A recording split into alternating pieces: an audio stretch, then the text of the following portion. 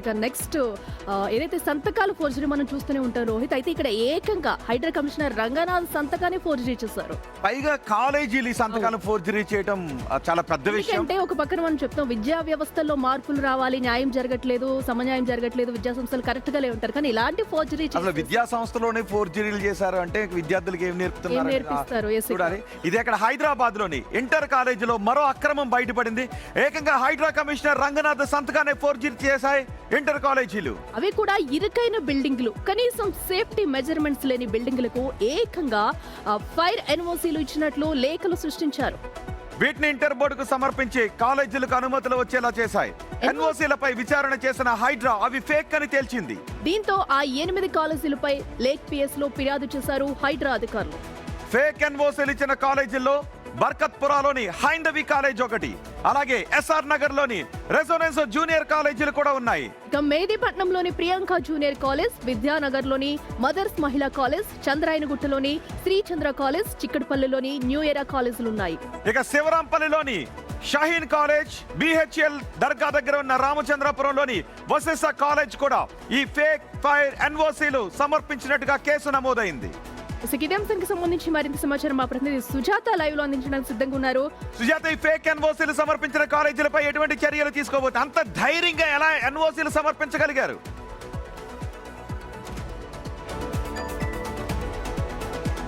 Rohit, fake ఎన్ఓసీలు submit చేసినటువంటి వాళ్ళ మీద చర్యలు తీసుకోవడానికి లేక్ పోలీస్ స్టేషన్లో ఫిర్యాదు చేశారు. కాబట్టి ఇప్పుడు ఈ కాలేజీలకి సంబంధించి ఇన్వెస్టిగేషన్ కొనసాగుతుంది.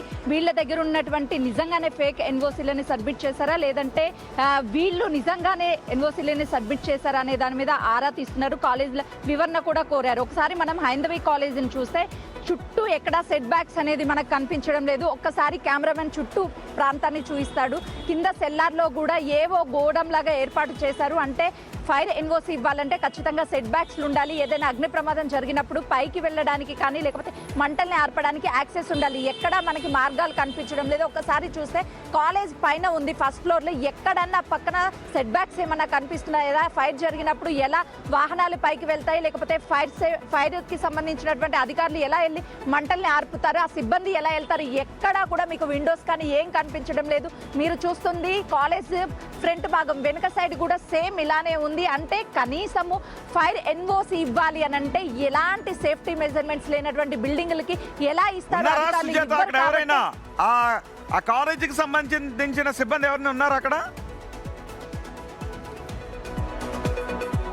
ఆ కాలేజ్కి సంబంధించినటువంటి సిబ్బంది ఫస్ట్ ఫ్లోర్లో ఉన్నారు. ఫస్ట్ ఫ్లోర్లో వెళ్ళి మాట్లాడతాను. ఒక్కసారి మనం అక్కడి వరకు వెళ్దాము. కెమెరామెన్ నాతో పాటు వస్తాడు. మొత్తం అసలు కాలేజ్కి సంబంధించి ఎక్కడ ఎంట్రన్స్ ఉంది, ఎక్కడ ఎగ్జిట్ ఉంది, అవన్నీ కూడా చూపిస్తాను.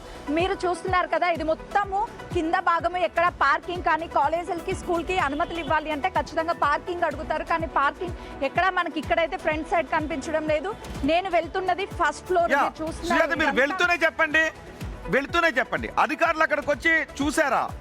ఇప్పుడు అధికారులు చాలా ఇబ్బంది ఉంటుంది కాబట్టి సో ఒక్కసారి మీరు రోహిత్ ఒక్కసారి కెమెరామెన్ నన్ను ఫాలో అవుతాడు, చూడొచ్చు.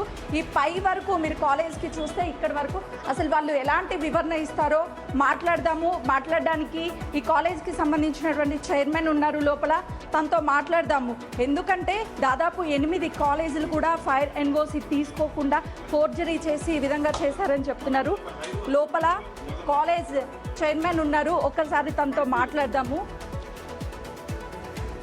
సార్, మీ కాలేజ్ పేరు ఫేక్ సర్జరీ ఫేక్ అంటే ఎన్ఓసీలు సబ్మిట్ చేశారు అని చెప్తున్నారు, ఫోర్జరీ చేశారని చెప్తున్నారు. కేసు నమోదైంది. అమ్మా, ఇది చాలా ఆశ్చర్యకరమైనటువంటి విషయం. ఆఫీసులు పెద్దవాళ్ళు, విజ్ఞులు, విద్యావంతులు, సమాజ హితం కోరే వాళ్ళు ఇలాంటి కన్ఫ్యూజన్ క్రియేట్ చేయొద్దమ్మా. ఒకటి ఏంటి చేశారా చేయలేదా విషయం అమ్మ, నేను ఒకటి మీకు చెప్తా. హైడ్రాకు ఇప్పుడు నా దగ్గర నేను ఏదైతే హైందవి జూనియర్ కాలేజు, నాకు మల్టిపుల్ బ్రాంచెస్ ఉన్నాయి. ఒక హైందవి జూనియర్ కాలేజ్లా ఫోర్జరీ సర్టిఫికేట్ అప్లై చేసిర్రు అన్నది మీ అభియోగం, అంతేనా? నేను ఇప్పుడు నా చేతిలో ఉన్నది ఇది సర్టిఫికేటు.